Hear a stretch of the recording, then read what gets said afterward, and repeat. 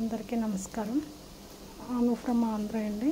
ఈరోజు egg fry ఎలానో నేను చేసి చూపిస్తానండి.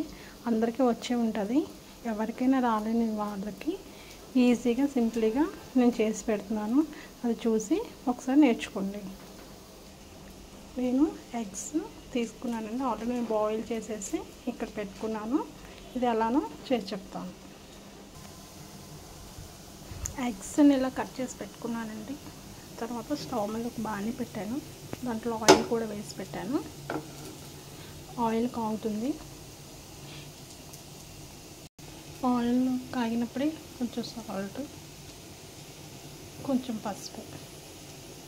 ఎందుకు వేస్తున్నానంటే ఇది ఎగ్స్ మనం వేపేటప్పుడు చిటపట్లాడి ఇలా తుల్లిపోతుంటాయి. ఇది వేస్తే ఇలా సాల్ట్ వేస్తే ఎగ్స్ పైకి రావండి, తుల్లవు.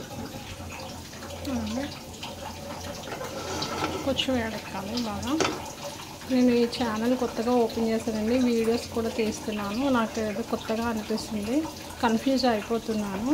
సరిగ్గా వీడియోస్ తీయలేకపోతున్నాను, అప్లోడ్ చేయలేకపోతున్నాను. టెన్షన్ వస్తుంది, కొత్త కదా. వీడియోస్లో ఏమైనా మిస్టేక్ ఉన్నా సరిగ్గా మీకు అర్థం కాకపోయినా దయచేసి నన్ను తప్పుగా అనుకోవద్దండి, ప్లీజ్ అండి. కొంచెం సపోర్ట్ చేయండి. ఆయిల్ వేడెక్కిపోయిందండి. ఇప్పుడు మనం కట్ చేసి పెట్టుకున్నాం కదా ఎగ్స్, ఇవి ఒక్కొక్కటి ఇందులో వేసేద్దాం.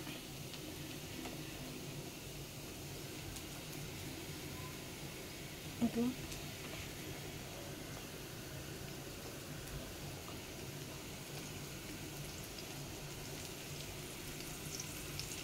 ఇలా మొత్తం వేసేసానండి. ఇది కొంచెం బాగా బ్రౌన్ కలర్ వచ్చే వరకు వేయించాలి. ఇలా ఫ్రై అయ్యండి, రిటర్న్ చేసుకుంటే ఇలా వస్తాయి. బ్యాక్ సైడ్ కూడా సేమ్ ఇలానే బ్రౌన్ కలర్లో రావాలి. ఇలా అనుకుంటే మంచిగా అవుతాయండి.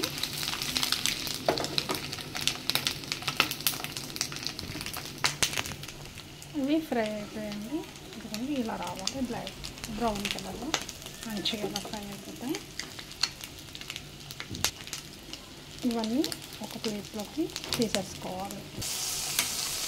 ఇవన్నీ తీసేసాక మళ్ళీ అదే పాన్లో కొంచెం ఆయిల్ వేసుకొని గార్లిక్ జింజర్ పేస్ట్ ఇలా వేయించుకోవాలి.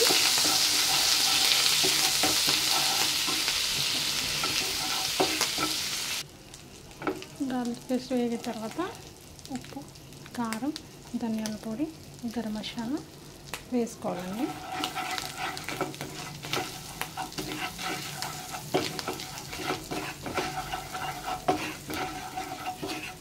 వేగిపోయండి బాగా.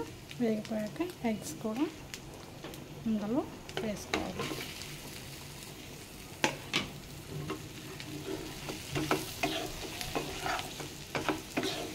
ఇది సాంబార్ పక్కన తినడానికి, రసంతో అయినా చపాతీతో అయినా తినడానికి బాగుంటుందండి.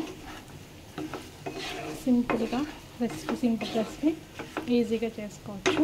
ఎప్పుడు ఒకలాగా కాకుండా ఇలా కొంచెం డిఫరెంట్గా చేసుకొని తినండి, బాగుంటుంది. మీకు నచ్చితే ఒక లైక్ చేసి సబ్స్క్రైబ్ చేయండి. థ్యాంక్స్ ఫర్ సపోర్టింగ్ అండి.